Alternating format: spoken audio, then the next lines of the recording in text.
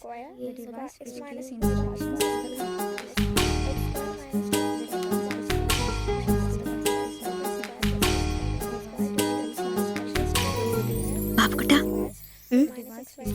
ആ പടം കണ്ട ഞാൻ നടക്കുന്ന പോലെ.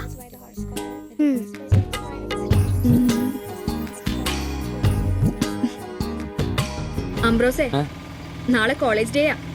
ഞങ്ങളുടെ ഒരു ഡാൻസ് ഉണ്ട്. ഒരു കൂട്ടുകാരുടെ വീട്ടിലെ പ്രാക്ടീസ്. ഞാൻ അവിടെ വരാം. വേണ്ട വേണ്ട വേണ്ട, രാത്രിയിൽ അവള് കാറിന് കൊണ്ടാക്കിക്കോളും.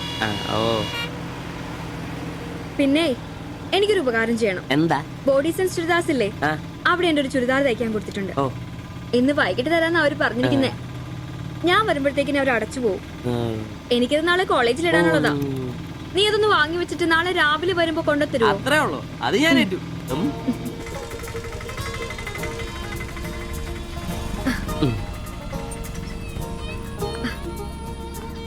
ആ, അതിന്റെ ബില്ല് വേണ്ടേ?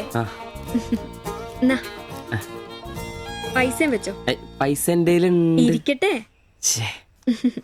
പിന്നെ മറക്കാതെ നാളെ ചുരിദാർ കൊണ്ടുവരണം. ഞാൻ മറക്കൂ. ശരി.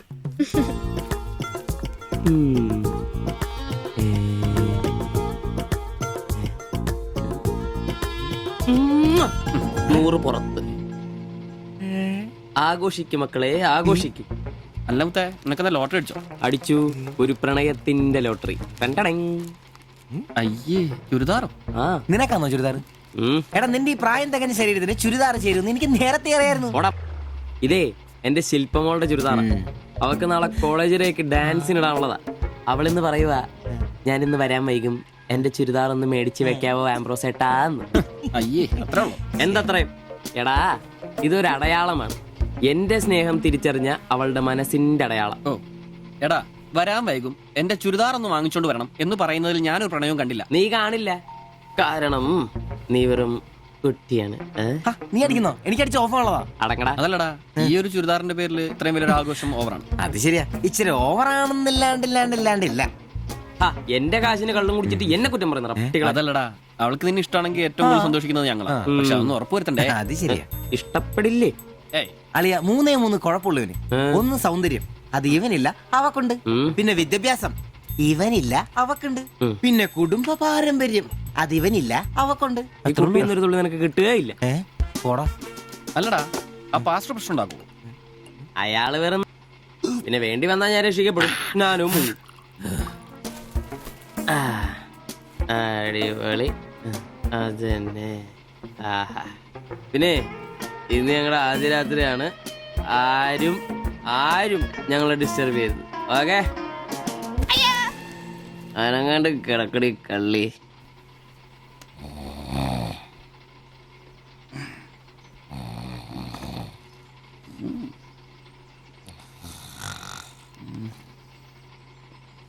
അയ്യോ, മണി 11.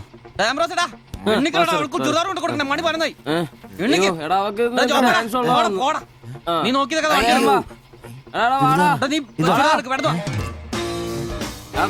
ചുരിദാർ കൊണ്ട് വാടാ.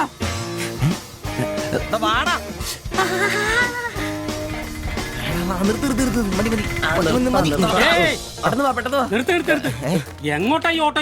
പഠിക്കുന്ന കുട്ടിയുടെ ചുരിദാർ കൊടുക്കാൻ വന്നാ സാറേ. അതെന്താ വീട്ടിൽ നിന്ന് ഇറങ്ങിയപ്പോ കൊച്ചു ചുരിദാർ ഇടാതെ? അതല്ല ചേട്ടാ, ഇവിടെ പഠിക്കുന്ന ശില്പം എന്ന് പറഞ്ഞ കുട്ടിയുടെ ചുരിദാറായത്. അവൾ എടുക്കാൻ മറന്നുപോയി. ഈ ചുരിദാറിട്ട് അവൾക്ക് ഇന്ന് ഇവിടെ ഡാൻസ് ഉള്ളതാ. ഞങ്ങൾ എടുത്ത് കൊണ്ടുവരാൻ പറഞ്ഞു. ഓ, നേരെ പോയി വലത്തോട്ട് തിരിഞ്ഞ് ആ കാണുന്നതാണ് കൊടുത്തത്. ഈ വണ്ടി ഒന്ന് എടുത്ത് മാറ്റിട്ട് പോടാ. ഇവന്മാരൊക്കെ എവിടുന്ന് വരുന്നടാ കുറ്റിയും പറിച്ച്?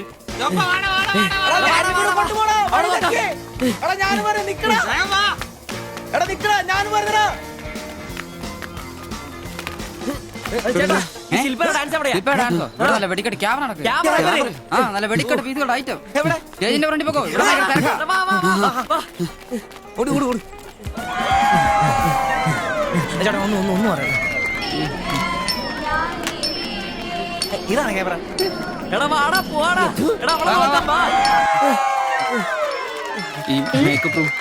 ഇതിലേ പോയാ മതി. അവിടെ ശില്പ എന്ന് പറഞ്ഞ കുട്ടിയുണ്ടോ? എക്കണോമിക്സിലാണോ? ഒരു പാസ്റ്റർ മോളാ. ആ കുട്ടിക്ക് ചുരിദാർ കൊടുക്കാൻ ഒന്ന് വന്ന് കാണിച്ചു തരൂ. മനസ്സിലായി, വിളിക്കാം. നീ ഇവിടെ നിക്ക്, ഞാൻ ഇവരെ ഒന്ന് റൂം കാണിച്ചിട്ട് വരാം. ശരി.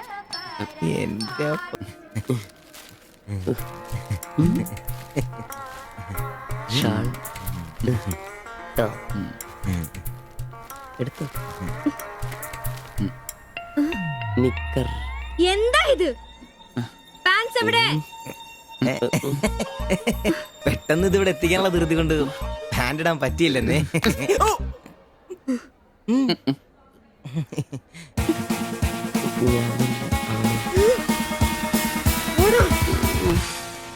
മോനെ സാധനം വല്ല ഇരിപ്പുണ്ടോ ഒന്ന് മിനുങ്ങാൻ? സാധനം ഇല്ല ഇല്ല. ഇല്ല. അതെന്താ ഈ സമയത്ത് പതിവില്ലാത്തൊരടി? അല്ലെങ്കിലും വിളിച്ചാലും വരാത്താണല്ലോ. ദേഹത്തിന് ആകെ എന്താന്നറിയത്തില്ല, ഒരു വേദന, ആകെ ഒരു സുഖക്കുറവ്. വായുവാ. വെറുതെ മെഡിക്കൽ കോളേജിലെ പിള്ളേരെ കൊതിപ്പിക്കല്ലേ. പോടാ അവിടുന്ന്. എന്നാലും എന്നെ നമ്പിച്ചായ നിങ്ങൾ ചെയ്ത വലിയ കടുങ്കൈയായി പോയി. ഓർക്കുമ്പോ തന്നെ എന്തോ പോലെ. എടാ ഉവേ, ജീവിതത്തിന്റെ നല്ല കാലത്ത് ആർക്കും ഒരു പ്രയോജനം ചെയ്യാൻ പറ്റിയിട്ടില്ല. മരിച്ചു കഴിഞ്ഞെങ്കിലും ഈ ജന്മം കൊണ്ട് ആർക്കെങ്കിലും ഒരു പ്രയോജനം ഉണ്ടാകട്ടെ. അല്ലെങ്കിൽ തന്നെ ചത്ത് കഴിഞ്ഞ് ചുമ്മാ കുഴിച്ചിടുന്നതിലും കത്തിക്കുന്നതിലും ഭേദമല്ലേ മെഡിക്കൽ കോളേജിലെ പിള്ളേർക്ക് പഠിക്കാൻ കൊടുക്കുന്നത്. ജീവിച്ചിരിക്കുന്നവർക്കെങ്കിലും ഒരു ഗുണമാകുമല്ലോ. എന്നാലും ചത്ത് കഴിഞ്ഞിട്ട് എന്തിനാടാ മാത്തച്ചൊരു ബുദ്ധിമുട്ടുണ്ടാക്കുന്നത്? ഈ പറമ്പി വേണ്ടേ കുഴിച്ചിടാൻ? അതൊക്കെ അവനും അവന്റെ കുടുംബത്തിനും ഒരു ശല്യമാകും. അതൊന്നും വേണ്ട. ഇതാണ് നല്ല പ്രായത്തിൽ സ്വന്തം ജീവിതം നോക്കിക്കോണമെന്ന് പഴമക്കാര് പറയുന്നത്, മനസ്സിലായോ? പിന്നൊരാഗ്രഹമുണ്ട്. മെഡിക്കൽ കോളേജിൽ നാള് വന്ന് കൊണ്ടുപോകുന്നതിന് മുമ്പ് നിലവിളക്കിന്റെ മുമ്പിൽ വെള്ള പുതച്ച് അല്പനേരം കിടക്കണം. ആരെങ്കിലും തലയ്ക്ക് ഭാഗത്തിരുന്ന് ഇച്ചിരി നേരം രാമായണം വായിക്കണം. പിന്നെ അവര് കൊണ്ടുപോയിക്കോട്ടെ. അതൊക്കെ പോട്ടെ, സാധനം വല്ലതും ഉണ്ടോ? ഒരു തുള്ളി ബാക്കിയില്ല ഇവിടെ. അറിയാലോ, കുപ്പി കഴുകി കുടിക്കുന്ന ടീമായത്. എടോ, കോട്ടറിന്റെ കാശ് കേട്ടോ. എന്റെ കാശൊന്നുമില്ല. പോടാ തുണ പറയാതെ. ഉറുമ്പ് കൂട് കൂട്ടുന്ന പോലെ 3 എണ്ണം കൂടെ ഓട്ടോ വായിക്കാൻ കാശ് കൂട്ടിക്കൊണ്ടിരിക്കും. ഇത് കൈവച്ചോണ്ട് അതോ കാശില്ലാന്ന് പറയുന്നു. ഇപ്പൊ പണം നിറച്ച് വിക്കടാ, കാശുണ്ടാക്ക്. തീരെ മേലാന്ന് പറഞ്ഞിട്ട് കറങ്ങി കിടക്കുക. എന്ത് കിടക്ക്, ടീച്ചി നല്ല ചൂടുള്ള കഞ്ഞി കൊണ്ടുവന്നേരും. ചൂടുള്ള കഞ്ഞി കുടിച്ചു തന്നെ കോട്ടർ മേടിക്കാനുള്ള പോക്കാ. കട്ടിലിന്ന് എഴുന്നേക്കാൻ മേലെങ്കിലും വെള്ളവടി നിർത്തരുത്. പാവം. എടാ ബ്രോസേ, എന്തോ എന്നെ ഒന്ന് റെയിൽവേ സ്റ്റേഷനിൽ കൊണ്ടാക്കി തന്നെ. ഞാൻ താക്കോലൊന്നും എടുത്തിട്ട് വരാം. എങ്ങോട്ടാ? നാളെ പാർട്ടിയുടെ അടിയന്തര സമ്മേളനം ഉണ്ട് ചെന്നൈയില്. അങ്ങോട്ട് പോകുക. ടൗണിലേക്കല്ലടാ. വായിക്കാൻ വല്ല മേടിച്ചു. ആ ഒരു വീണ വാങ്ങിക്കാം. ഞാൻ വല്ല ബസ് കയറി പോകുമ്പോ അവനെ നോക്കി നിന്ന് മടുത്തു. അവൻ ഇവിടെ വരാന്നാണല്ലോ പറഞ്ഞത്. സ്വന്തമായിട്ട് ഒരു ഓട്ടോ ഉണ്ടായിരുന്നെങ്കിൽ ഇതുപോലെ അലയേണ്ട വല്ല കാര്യം ഉണ്ടായിരുന്നു. അതെങ്ങനെയാ? പൈസ കൂട്ടി കൂട്ടി വരുമ്പോ കള്ളുകൂടി കൂടും. നമുക്കിനി ഓസിനുള്ള കള്ളുകൂടി മതി. അതാവുമ്പോ ചെലവുണ്ടാവില്ലല്ലോ. കണ്ട് നിർത്ത് നിർത്ത് നിർത്ത് നിർത്ത് നിർത്ത്. എങ്ങോട്ടാ? എവിടെ പോയി കിടക്കാരുന്ന എത്ര നേരം? എത്ര നേരമായി കാത്തേക്കൊന്നും അറിയാം. അതെ, ഇത് വാടകയ്ക്ക് കൊടുക്കുന്നതാ, അല്ലാതെ സ്വന്തം ഒന്നും അല്ല. അടങ്ങടും. ഇനി കുറച്ചും കൂടി പൈസ പോരെ സ്വന്തമായിട്ട് ഓട്ടോ വാങ്ങാൻ.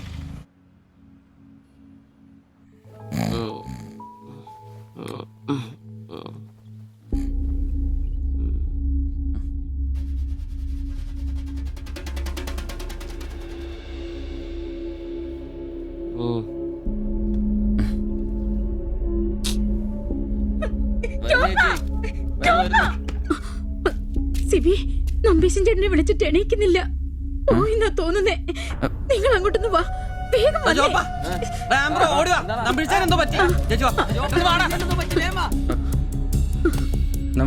വേഗം വാടാ.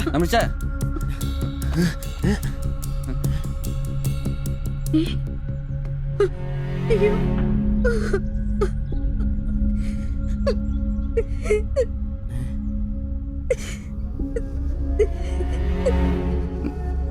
ഡോക്ടറെ വിളിച്ചിട്ടുണ്ട്, ഉടനെ വരും. മാത്തച്ഛനെ വിളിച്ചിട്ട് കിട്ടുന്നില്ല. ഇനി വന്നാലും താമസിക്കും. ഞാൻ ഒറ്റയ്ക്ക്. ചേച്ചി പേടിക്കണ്ട, ഞങ്ങളൊക്കെ ഇല്ലേ. മെഡിക്കൽ കോളേജിൽ വിവരം അറിയിക്കണ്ടേ? ഒരാഗ്രഹം നമ്മളോട് പറഞ്ഞതല്ലേ, അതെങ്കിലും സാധിച്ചു കൊടുക്കണ്ടായോ?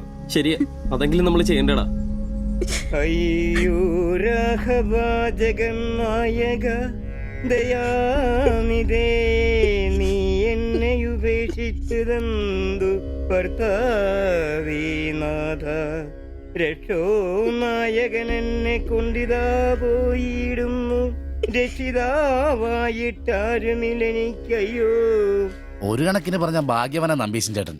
ആരെ ബുദ്ധിമുട്ടിക്കാതെ അങ്ങ് പോകാൻ പറ്റിയല്ലോ. 10 ദിവസം കിടക്കേണ്ട ഒരു സാഹചര്യം വന്നായിരുന്നു എന്ത് ചെയ്തേനെ. ഇതാണ് മുകളിൽ ഒരാളുണ്ടെന്ന് പറയണത്. അവസാനമായിട്ട് ഒരെണ്ണം വാങ്ങിത്തരാൻ പറഞ്ഞത് എന്നോടാ. പാവം. ഓരോരുത്തരൊക്കെ പെട്ടെന്ന് ഇങ്ങനെ ഇല്ലാതാവുമ്പോഴാ അവരൊക്കെ നമുക്ക് ആരെങ്കിലൊക്കെ ആയിരുന്നു എന്ന് മനസ്സിലാവുന്നു. ഈ മാത്തഞ്ചന്റെ വീട്ടിലെ വേലക്കാരി ഉണ്ടല്ലോ, അവള് മുറ്റടിക്കുന്ന ഒളിഞ്ഞു നോക്കി കണ്ടോണ്ടിരിക്കുമ്പോഴാ അവസാനായിട്ട് ആ മനുഷ്യന്റെ വായന്ന് തന്തയില്ല എന്നോ വിളി കേൾക്കുന്നത്. എന്നിട്ടും എല്ലാം കണ്ടായിരുന്നാ? ഒരു ചെറിയ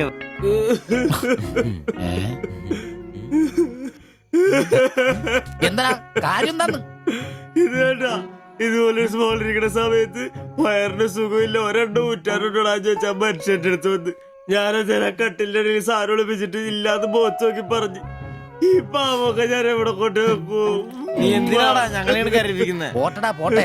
ഇനി ആരെങ്കിലും നിന്റെ അടുത്ത് ഒരെണ്ണം ചോദിച്ചു വന്നാ ഒരിക്കലും നീ അവരെ കാലി ക്ലാസ് ആയിട്ട് പറഞ്ഞയക്കരുത്. കാലി ക്ലാസ് അതെ, ഒഴുക്കി.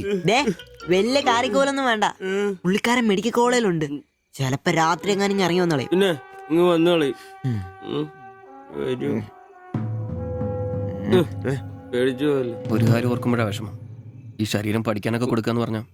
എന്റെ സിബി, അതൊക്കെ നല്ലൊരു കാര്യമല്ലേ? വളരെ ധീരന്മാരായ മനുഷ്യന്മാർക്ക് തോന്നുന്ന കാര്യങ്ങളാണ് അതൊക്കെ. പിന്നെ ബലിത്തറെ പോയി ഓർമ്മ പുതുക്കാനായിട്ട് ഭാര്യയും പിള്ളേരൊന്നുമില്ലല്ലോ. നല്ല സമയത്ത് പെണ്ണ് കിട്ടിയുള്ള കുഴപ്പങ്ങളാ ഇതൊക്കെ. ഈശ്വര, ഈ ബോഡി മെഡിക്കൽ കോളേജിലുള്ള മുതലാണോ? തീർന്ന അവിടെ തീർന്ന.